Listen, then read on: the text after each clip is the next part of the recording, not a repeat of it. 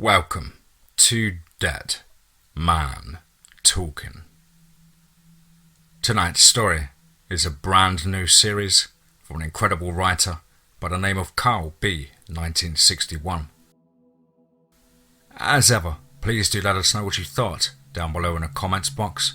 Please do like and share. It really does help build the channel and our community further. And why not hashtag Team Fear? And so, with that aside, let's get into tonight's story, entitled People Think I'm a Serial Killer. It's far worse than that. Part 1. Let's get straight into that. I won't tell you my name. If you watch the news regularly, you probably already know it. I'm rather famous right now. Or perhaps more appropriately, infamous. The media has been covering my story for months, and I've been all over the major newspapers. My name is a source of heated debate. People discuss me in office break rooms, at bars and restaurants. Housewives scare each other with stories of me when they're together for lunch, embellishing my crimes, consulting their imaginations to conjure up the most lurid details that they can come up with to get a rise out of their friends. I've been featured on all the big real-life crime shows, and various esteemed professionals in psychiatric fields and criminal profilers have sat down with talk show hosts and major network news pundits to offer their own insights and theories into what makes me tick, what caused me to become what I am. I won't keep you in suspense. I'll just come out and say it. I'm what most people would call a serial killer. I was apprehended 10 months ago after committing 40 murders in 10 states over an 8-year period, and I'm currently locked up in federal prison. My murder trial was in progress, and the odds are not in my favour. There's a ton of evidence against me. Chances are good that I'll be convicted and probably sentenced to death. People are already comparing me to the likes of Bundy, Gracie, Gein and Dahmer. I have to be escorted into the courthouse with armed guards and wearing a bulletproof vest because of death threats made against me by the grieving relatives of my victims. The outside of the courthouse is a circus whenever we arrive. Various journalists, spectators, and curiosity seekers, freaks, you name it, are crowded around the front of the building in the hundreds. My trial is being televised, and my lawyer has told me it's the media event of the decade.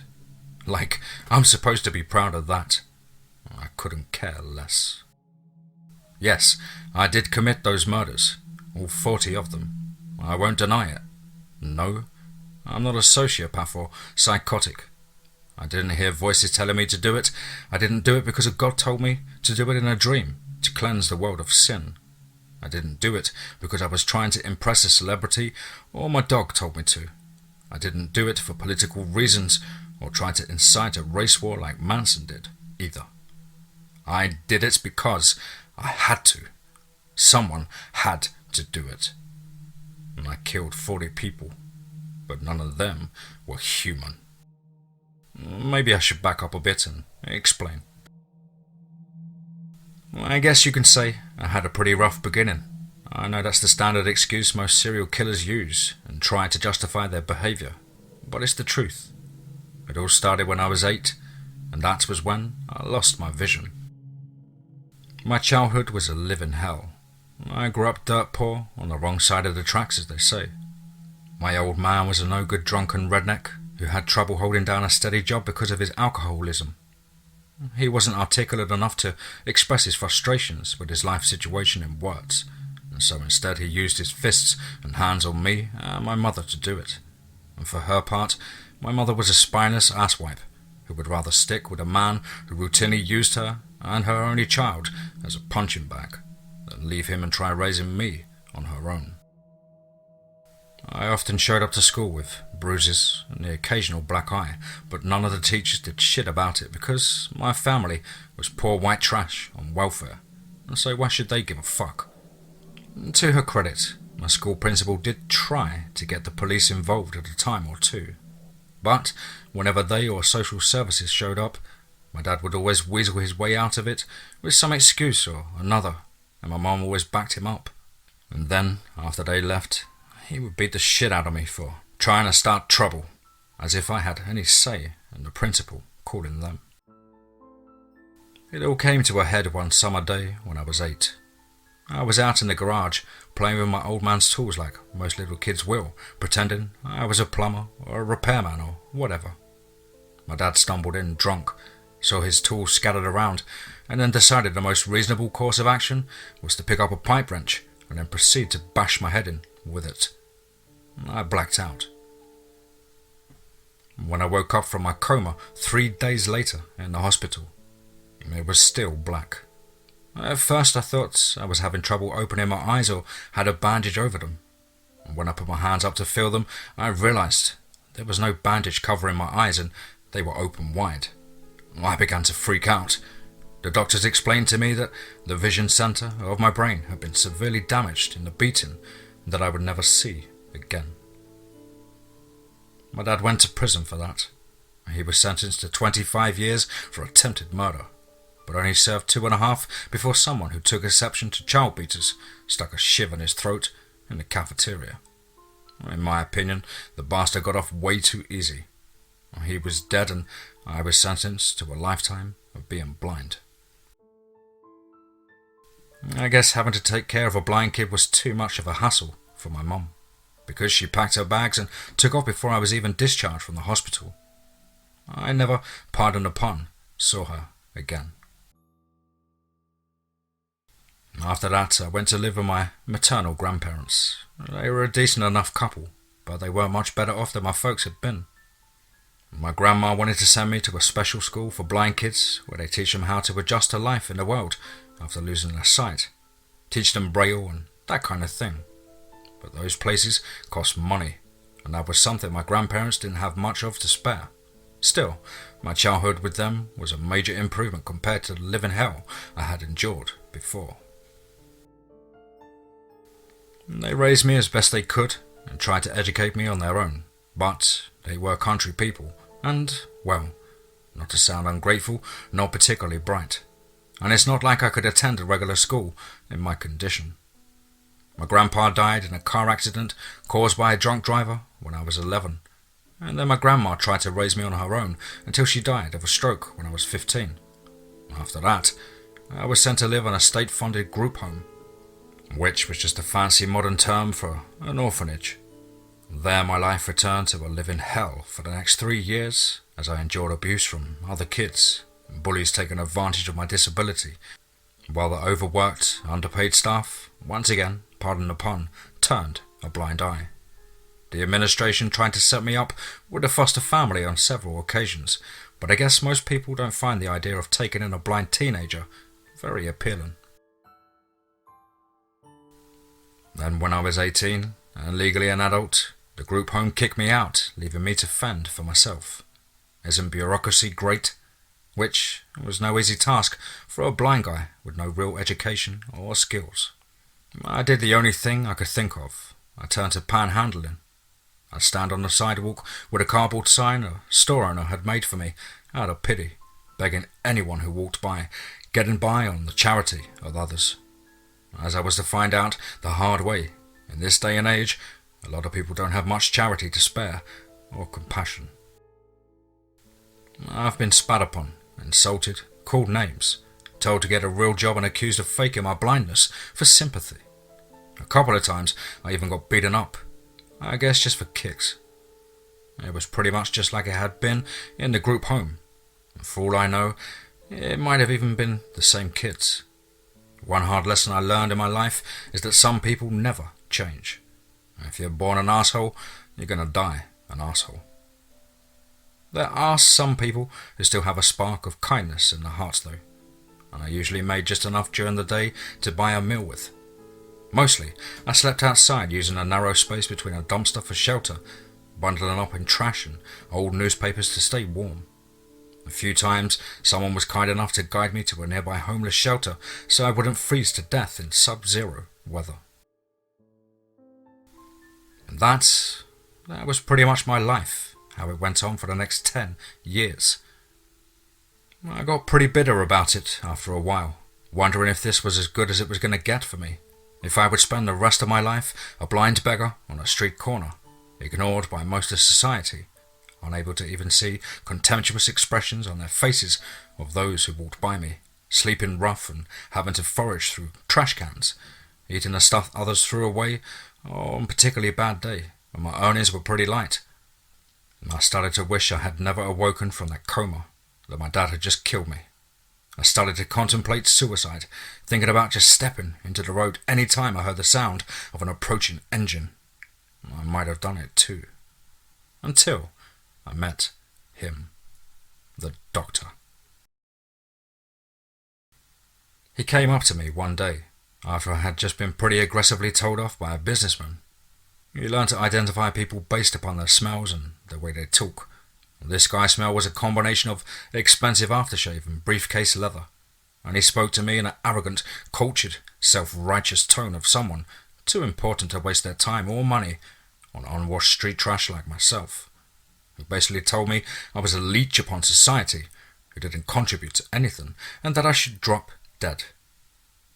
After the businessman walked away, I heard someone else approach and just stand there. I could sense them looking at me. "You get that a lot?" A new voice asked me. It sounded like an older man, probably in his 50s. I could detect a faint chemical smell to his clothes, almost medicinal in nature. "Most days, yeah," I replied with a shrug. He began asking me questions. How old I was, how I lost my sight, how long I had been on the streets. I answered his questions, which were pretty standard questions I got asked all the time by those who bothered to speak to me at all. "I might be able to help you," he told me. I figured he was just another do-gooder offering to buy me a hot meal and spare 20 minutes listening to me share my tale of woe. Or some religious type wanted to give me an uplifting speech about how Jesus hadn't abandoned me and the Lord tests us all, and that when my trials were over, I would see again in the kingdom of heaven.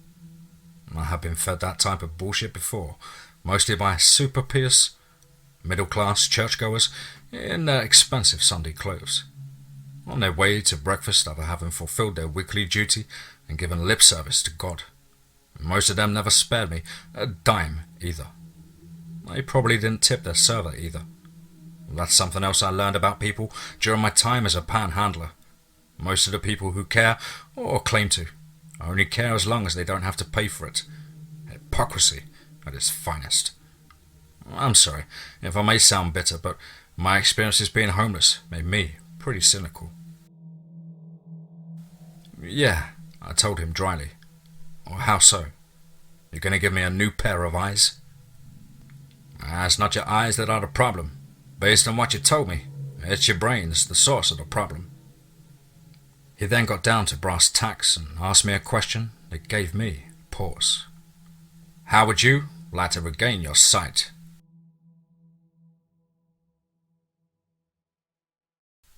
People think I'm a serial killer. It's far worse than that. Part 2. Let's get straight into that. I was taken aback a little bit by what he had said. "What the fuck are you talking about?" "I'm talking about potentially restoring your sight," he said. "Who are you anyway?" Forgive me, I haven't properly introduced myself. My name is Carl Steiner, Dr. Carl Steiner." That's so," I replied, feeling a flash of intrigue when he mentioned the word doctor. "Yes, MD, PhD to be more specific. I'm a neurosurgeon." "You mean brain surgeon?" "Well, to put it in layman's terms, yes." He paused for a moment. "You look hungry. Why don't we go get something to eat and then afterwards we can discuss this in depth." "Are you picking up the tab?" I asked. "But of course." He had me hooked. I was in no position to turn down the offer of a free meal, having not eaten since the previous afternoon. Plus, he had me genuinely interested in what he mentioned possibly being able to restore my sight, although I didn't allow myself to get the hopes up too much. For all I knew, he was some quack or conman. I decided to humour him and at the very least hear what he had to say. "Sure, why not?" I said with a shrug. "Excellent." He took me to a local chain restaurant, and we sat across from each other in a booth, and he read the menu selections to me, giving my order to the server. He himself didn't order anything. The meal was easily the best I'd had in weeks, which probably wasn't saying much since I had been sustained on a diet of fast food burgers and dumpster cast-offs for God knows only how long. I ate ravenously, gorging myself. He sat across from me, mostly in silence. I could feel his eyes studying me. After I had finished eating, he got down to business and laid it all out for me. He was a rather well-regarded neurosurgeon, now semi-retired, who had been an expert in the field of brain surgery for over 30 years.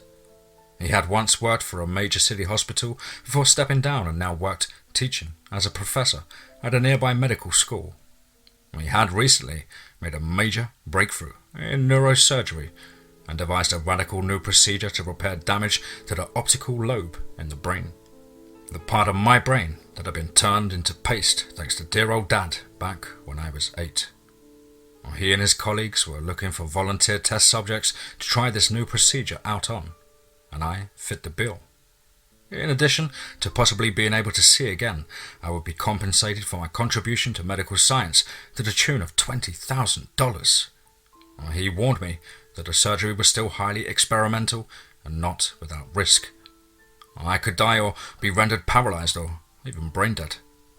When he was finished talking, he fell silent, awaiting my response.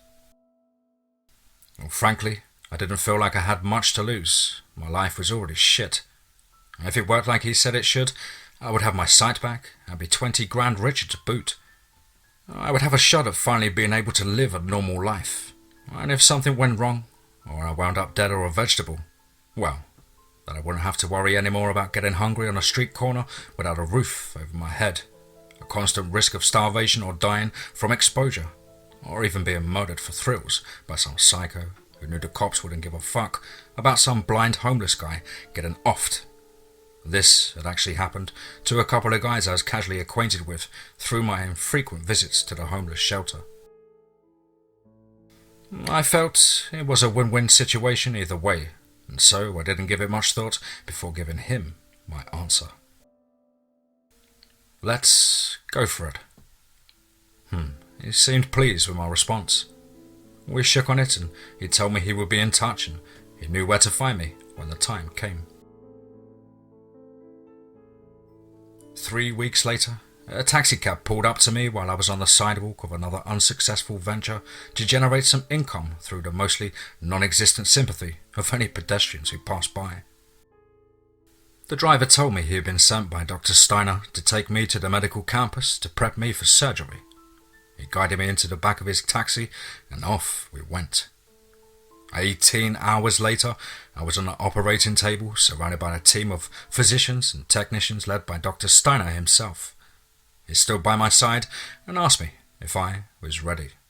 I told him I was. He gave my shoulder a reassuring squeeze and told me I would be fine, although I thought I detected a faint note of uncertainty in his voice. I was hugely excited, knowing that when I woke up, I might be able to finally see the face of a man who was giving me this once-in-a-lifetime opportunity, and also terrified that I might not wake up at all. But there was no backing out of it now. The anesthesiologist placed the mask over my face and I breathed deeply, fading into the blackness without even knowing it, because the blackness had already been there all along. When I regained consciousness, my head, which was heavily bandaged, hurt like hell. My eyes were covered, but even through the layers of gauze, I could tell the surgery had been a success. I could detect light with my eyes, a barely perceptible sense of brightness. I sat up excitedly, and immediately strong arms restrained me and forced me back down to the bed. I struggled. "Hey, let me go!" And Dr. Steiner spoke my name from in front of me and told me, "You must remain calm and relax. You need time to recover from the surgery." "No, take the bandages off. I want to see. You'll have to wait at least another 3 days before the bandages can be removed, I'm afraid. To do so before could be detrimental to... But you don't understand, I shouted. It worked. I can see the light through the bandages. I do understand, and I'm glad to hear that, but you must remember, you've been blind for the past 20 years. Your eyes will be extremely sensitive to light, and it could be very painful. You'll need to keep them covered until we have that time to adjust to what light they can already perceive. Fuck you, man, I screamed. If you don't calm down, I'm afraid I'll have to have your arms put in restraints and administer a sedative, he told me in a stern, authoritative voice. I sighed and finally relented. The arms holding me down, which I assumed belonged to a pair of orderlies, released me. Dr. Steiner spoke to me in a gentler tone. I can understand your excitement, and I know you're eager to see again, but this is necessary. All good things take time. If you say so, I muttered. I heard Dr. Steiner leave, but the 2 orderlies stayed with me in what I presumed was some kind of post-op recovery room to make sure I didn't try unwrapping my eyes myself. I lay there feeling miserable. I could finally see again after all of these years, but I was still blind beneath the bandages wrapped around my head. I felt bitter at the irony of it, and the next 3 days were going to be an eternity. If I had known what was to come, I would have kept my eyes bandaged. I would have preferred being blind.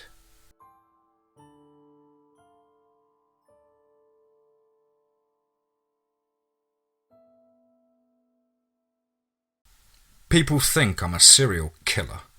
It's far worse than that. Part 3. Let's get straight into that. The next 3 days each seemed to last a lifetime. I became anxious, impatient, like a kid on Christmas Eve night, knowing that Santa was on his way with his big sack of toys. Or so I assumed as a kid would feel. We never celebrated Christmas when I was a kid, being so poor we could barely pay our bills, let alone buy presents. Gradually, the pain in my head subsided to a dull ache. Each minute seemed to drag on for an hour because I had no way of telling time. And finally, the big day arrived. Dr. Steiner entered my room.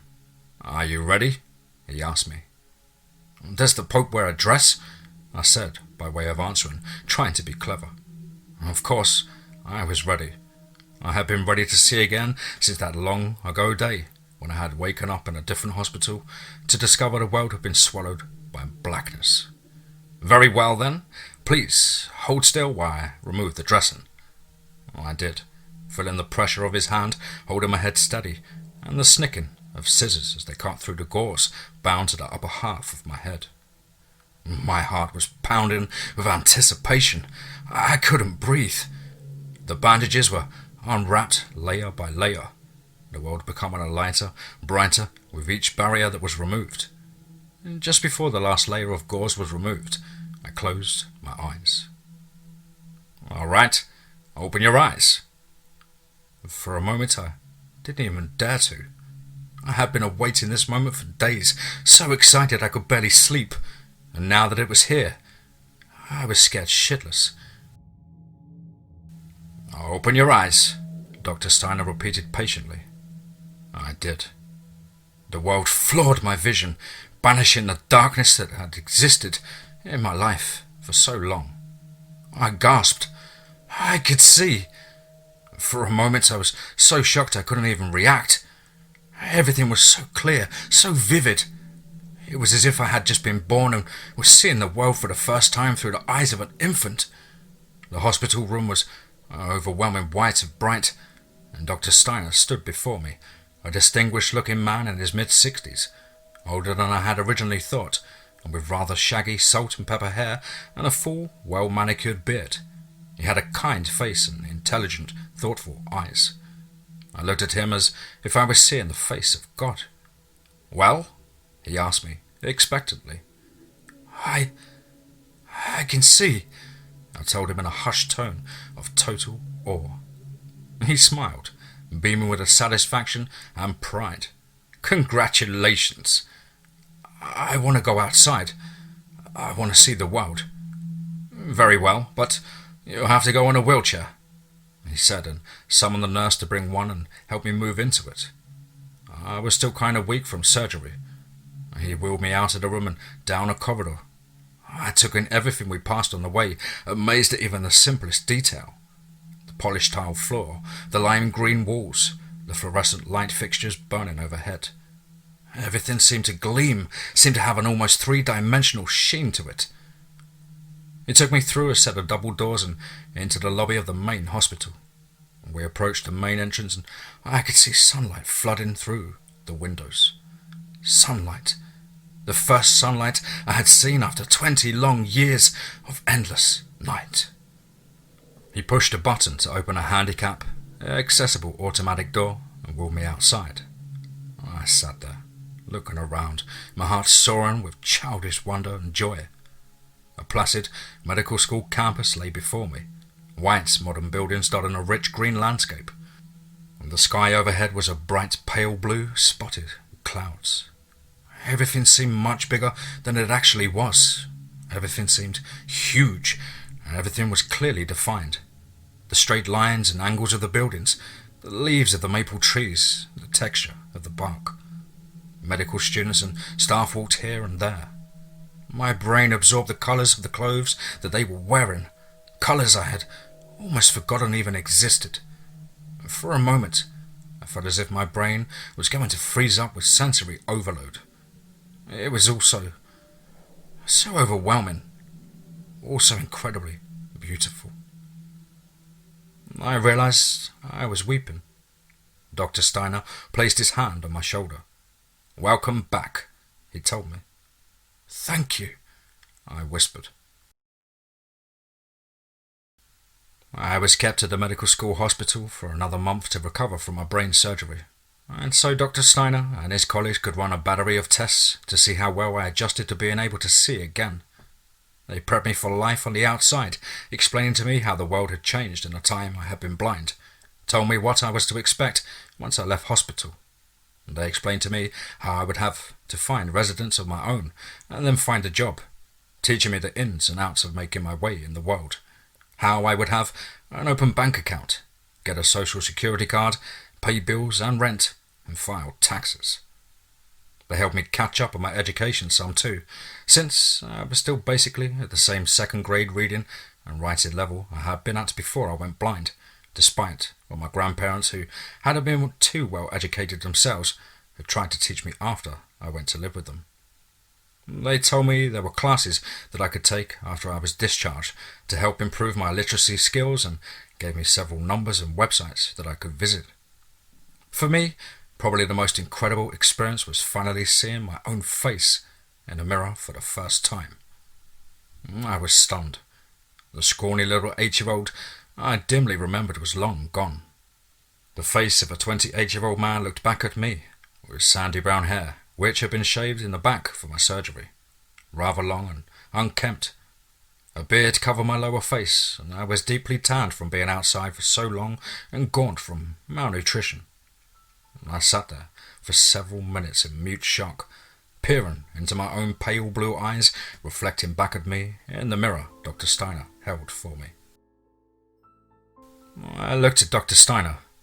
"Can I get a shave and a haircut?" "I think that can be arranged," he replied. Afterwards, I took my first real shower, not including the one I had been given for surgery, in ages, reveling blissfully in the feeling of the warm spray of water. I felt like I was in heaven. Occasionally, I had pounding headaches and bolts of sharp pains would pierce my eyes. Dr. Steiner explained that this was perfectly normal and that it was my eyes still adjusting to being able to see again. He gave me some painkillers for these episodes when they became too unbearable. I felt it was a small price to pay for the gift I had been given, the gift so many of us take for granted.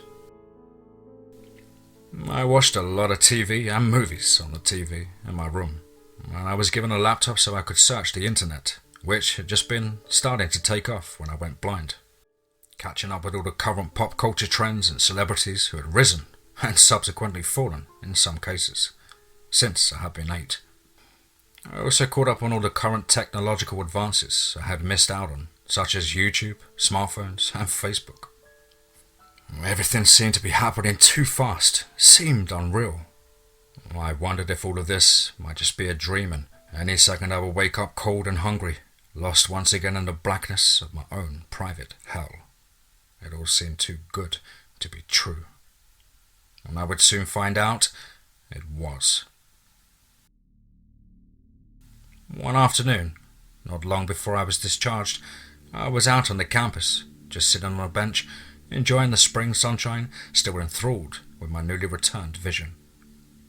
A pretty blonde female, med student in her early 20s, was jogging down a path in front of me. Something else I had recently discovered was women.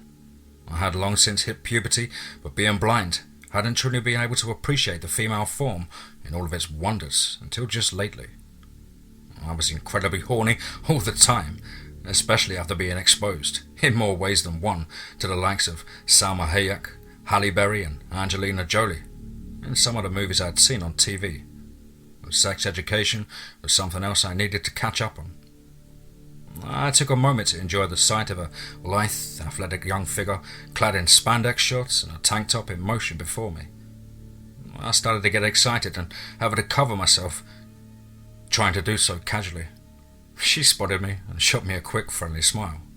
For a split second, her face seemed to change.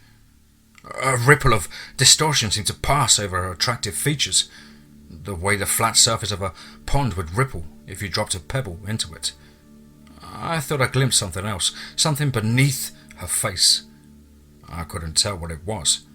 She was moving, so it was a blur, but it looked like a patch of blackness with 2 bright spots of red in it. And just as quickly as it had happened, her face returned to normal, and she had passed me, her back to me as she continued jogging down the path. I was shocked, puzzled, and pretty damn frightened by what had just happened. I told Dr. Steiner about it when I got back inside, but he reassured me that it was quite common for people who were recovering from brain surgery to experience visual and auditory hallucinations early on, especially when the part of the brain in question was the part that controlled sight. It could also be a side effect of the pain medication I had been taking. He told me it was nothing to worry about and that it should pass in time. I trusted his judgment, him being the professional, and let it go. And for a while I believed that he was right. I didn't experience anything else like that during the rest of my stay at the campus hospital. The horror started 6 months later.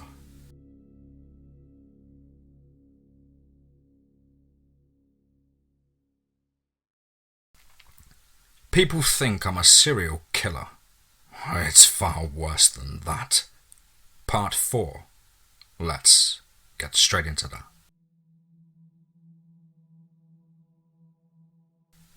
I left the hospital a few days later with some new clothes and a few essentials Dr. Steiner had bought me to help me get started with my new life. He shook my hand and wished me the best of luck, and I thanked him again for everything he had done for me. It was a hell of a lot more than most people had ever done for me in my whole entire life. I had some basic toiletries, toothbrush, razor, shampoo, etc., along with my new clothes in an inexpensive duffel bag. I also had a check written in the amount of $20,000, which I soon deposited in a checking account I opened at a local bank that same day, in my pocket. Next, I went about looking for a place to call home, a real home, all of my very own. I found a relatively cheap apartment in the city and made my first rent payment, plus a security deposit. It wasn't much, just a one medium-sized room with a bed, table, kitchenette and small bathroom. But after years of being homeless, it was like a penthouse apartment, a place where I could be warm and feel safe. I wouldn't have to worry about freezing to death in the middle of January. And the next 5 months were without a doubt the happiest of my life. Maybe even the only truly happy time in my whole miserable life. I quickly found a job bagging groceries at a supermarket. It was the best I could do with my limited education and lack of skills, but it was better than nothing. and even made something I had never had before, a few friends. They also worked at the supermarket. Sometimes we get together after work at a bar to toss back a few shots and shoot the shit. I even started to flirt with a cute cashier named Nikki, who was almost a decade younger than me. Given time, we might even have become a couple. But things didn't work out that way. I was taking online classes at night to build upon my education, hoping I could eventually go for my GED. I even took a road test and got my driver's license, something I had never expected to ever be able to do, and used some of the money I had been given to purchase a halfway decent used car.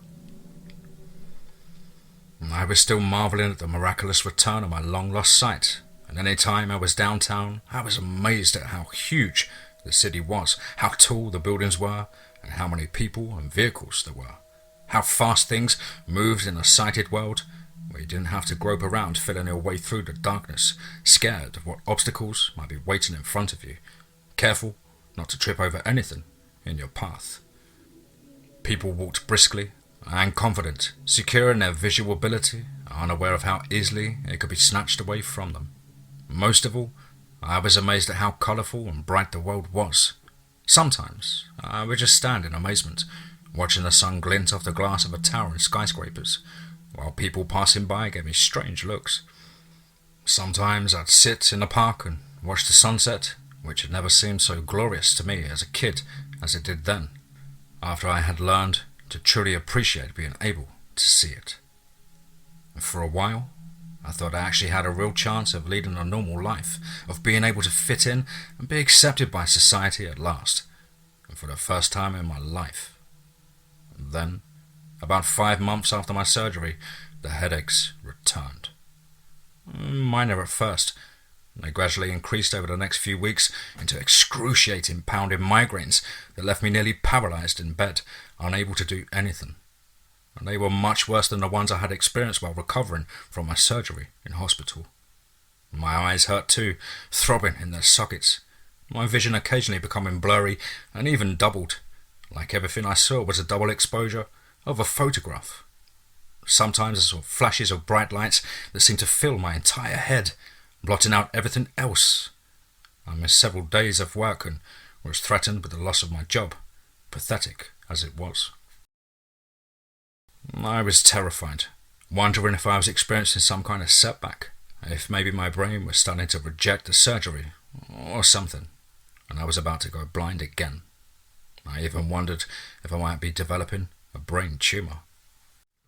I went to a doctor about my problem, who referred me to an ophthalmologist who could find nothing wrong with my eyes. I even went back to Dr. Steiner and told him what was going on. He had me return to the hospital where they ran a CAT scan on my brain, but once again, there was nothing apparently wrong with me. He told me it was probably just a belated effect of the procedure I had undergone, and told me that some patients experiencing frequent headaches for years after brain surgery. He prescribed some painkillers for me, which took the edge off the agony, but never fully erased it. I was just barely able to function again and return to my job at the supermarket. And then, about a month after the headaches had begun, they abruptly ceased. I was relieved, thinking things had gone back to normal. They hadn't. I would soon find out things had changed for the worst. One early evening in mid-October, I was driving home from my shift and was stopped by a red light at a crosswalk. I sat there idling, not thinking about anything in particular, while a stocky middle-aged businessman in a designer suit clutching an expensive briefcase in one hand and arguing loudly at someone on the smartphone he was holding in the other crossed in front of me. I watched him without much interest, wondering half seriously if he might be the same self-important arsehole who had told me to drop dead last spring, just before Dr. Steiner had come into my life. Still ranting on his phone, he threw me a passing glance, and his face changed. I froze in my seat, my hands involuntarily clutching the steering wheel so tightly that my knuckles turned white. It was the same thing that I'd seen happen to the girl jogging, only this time his face didn't return to normal after a second as hers had. It was as if once my brain had registered the change, it became permanent, like my brain wouldn't allow my eyes to unsee it. I saw what lay hidden beneath his normal face. It was like a patch of thick black shadow covering where his face should have been. Thick, featureless shadow in which two bright points of red light glowed like embers in the ashes of a fire. Two red, burning, inhuman eyes. And then he was on the other side of the street and gone. I sat there, even after the light had turned green. My heart was racing, my mind reeling. What the fuck had just happened?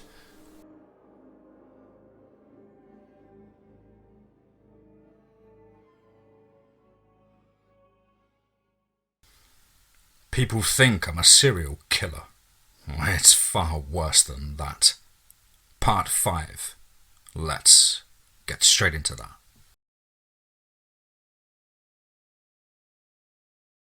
I forced myself to stay calm while I drove home. Then, as soon as I entered my apartment, I collapsed on my bed having a panic attack. What had I just seen couldn't have been real. It had to be another hallucination, like the girl had seen at the campus. I remember what Dr. Steiner had told me about brain surgery patients experiencing hallucinations while they recovered. But as far as I knew, I had recovered, and hadn't experienced anything else like that until tonight. I thought at first that maybe it was the pain medication I had been taking screwing with my head, causing me to see things. But I had stopped taking the pain meds when my headaches had ceased. I wondered if I was losing my mind, if maybe I should see a psychiatrist. I drank a couple of beers and slowly calmed myself down, trying to rationalize what I had seen. I had been dealing with a lot of stress at work lately, picking up a ton of extra shifts since 2 other baggers had been out with the flu. I told myself my tired, overworked mind had just imagined seeing the businessman's face change into whatever that thing had been. I convinced myself that that's all it had been, my eyes playing tricks on me. A week went by without incident. And then, one late afternoon, not long before Halloween, I was bagging groceries as usual, thinking about going with a couple of the guys to see a movie after work and not really paying attention. When the customer I was bagging for, an older, upper-crust high society woman in a fashionable Donna Karan dress and fur coat, began berating me for almost crushing her eggs beneath a bag of organic canned vegetables. I nodded apathetically, not really fazed as she continued to upbraid me harshly, a steady stream of insults and name-calling. Baggers were at the low end of the totem pole in the supermarket hierarchy and bore the brunt of the wrath when it came to rude customers, so I was used to it. Plus, I already had a thick skin from all the years of verbal and sometimes physical abuse I had endured from people while being homeless. I glanced up to offer her a brief, subservient smile, and I felt it freeze on my face. Where moments before there had been a face which bore the unnaturally tight, stretched look of someone who had too many facelifts in a desperate bid to hold on to their fading good looks, of an elegant, upper-class woman wearing an expression of imperious, classist disdain, there was now only a smudge of inky blackness, solid except for 2 red, inhuman eyes that burned like coals. For a second I froze, feeling horror race through my heart. It was the first time I saw one up close. Only 4 feet separated us. I stared into that dark void where a face should have been, not hearing the woman, or the thing that looked like a woman, as she, it, continued its harangue over the incompetence of the employees of this establishment. Those red eyes seemed to bore into my soul. I glanced quickly to the cashier, a surely bitchy blonde teenager named Kim. But she was casually scanning the woman's coupons with a bored expression, unaware of the inhuman entity that stood on the other side of the register. The thing finally fell silent from its rant and seemed to regard me for a moment of silence, cocking its head slightly, as if realizing that I could see through its disguise, could see its real face. Quickly, I snapped out of it, regained my composure, and continued bagging her its groceries, trying to appear as nonchalant as humanly possible. I glanced out of the corner of my eye to Kim as she finished checking out the woman's purchases and handed her the receipt. For a second, they made eye contact, but Kim didn't react to the horror directly in front of her. And I realized that she couldn't see its true form. All she saw was a normal, if rather cuntish woman of higher social standing who looked down at the lower classes with contempt. "Have a nice day," I told the thing with a forced cheeriness as it wheeled its shopping cart out of the store, ignoring me. The moment it was gone out the store, I felt myself collapsing inwardly. I felt like my head was spinning. I was quivering a little, and abruptly I realized I was going to be sick. I told Kim I had to use the restroom. I would be right back, and she rolled her eyes, uninterested. I made a beeline for the nearest men's room and burst in to find it, fortunately, empty, and ducked into a stool, vomiting into the toilet. When I was finished, I just knelt there for a while, gasping for air, trying to pull myself back together. Something was going on here, something I didn't understand, something frightening. When I had myself more or less under control, I cleaned up the sink, splashing water onto my face, and then patting it dry with paper towels, and then exited the men's room. "Are you all right?" An older cashier named Casey, who I was kind of friendly with, asked me as I returned to the front end of the supermarket. "You look kind of pale." I smiled at her calmly and told her I did feel a little sick. I must have caught what Zach and Randall had last week. She looked concerned and told me I should go home and get some rest. I told her I would do just that. Luckily for me, my shift was almost over, and I had the next 2 days off. I finished my shift, and as soon as I was clocked out, I left the store and headed across the mostly deserted parking lot towards my car. It was early evening and already mostly dark, except for what light was cast by the parking lot light poles. I kept glancing around, leery, paranoid, half convinced that that thing was going to pop out from some hiding place and attack me before I reached my car. I walked slowly, my ears tuned for the slightest sound. I felt my heart sink when I heard footsteps approaching steadily in my direction. I hurried to my car, frantically fumbling for my keys out of my pocket. I dropped them. I reached for them, and a voice spoke my name directly behind me. I jumped and span around, exhaling with relief when I saw it was just 2 other baggers I had gotten close with, Carrie and Neil, both of whom were around my age. They asked me if I was ready to go to the movie we'd been planning on seeing, but I told him I wasn't feeling very well and told him to go on without me, and that we'd do another movie some other time. They both seemed to understand and said goodbye and then walked off. I got into my car and made sure to lock my doors before taking off. My thoughts were racing as I drove home, when I wasn't paying full attention, almost rear-ending a Honda Civic, stopping out in front of me at a red light, caused the driver to stick his hand out the window and flip me off. I parked outside my apartment complex and made my way into the building, still glancing around nervously. I didn't feel safe until I was in my apartment with the door shut and locked behind me. I sat at the table in front of the second-hand TV I had bought. There was a horror movie on one of the channels, and a gypsum mummy was stalking the residents of an upscale Manhattan high-rise. I stared blankly at the screen, not really seeing the movie. I was lost in deep thought, trying to make sense of it all. There were beings out there that looked and acted and sounded like humans, things that apparently only I could see in their true form. I had encountered 2 so far, or maybe 3 including the jogging girl at the medical school campus.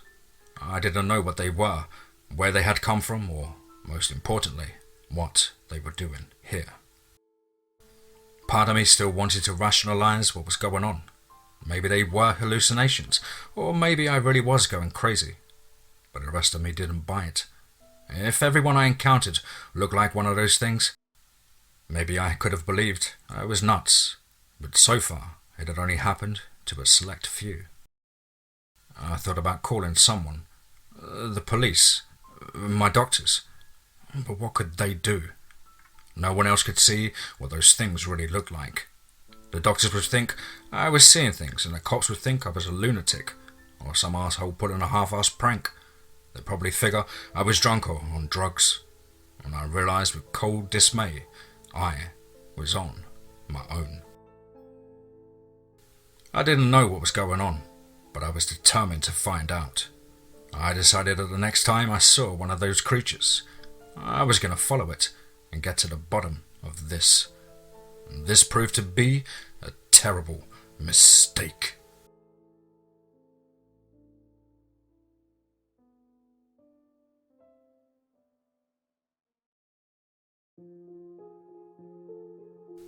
Wow, wow, wow, wow. And another one, wow. Absolutely chest pounding, riveting, and quite chilling from the wonderful mind there of CarlB1961. Really love the angle of this story, Carl. What a wonderful, creative mind you have. Guys and girls, as ever, you know the drill. Please do let us know what you thought down below in the comments box. Please do like and share. It really does help build the channel and our community further, and help us smash our way through the 30,000 subscriber mark. And of course, don't forget to hashtag Team Fear. Let me know down in the comments where you think this one is going, or why you think our poor soul is seeing these things after the corrective surgery. It's always interesting to see your theories and ideas, guys. But as ever, I hope you're all safe and well, keeping focused and positive, and above all, remember, be safe, not sorry.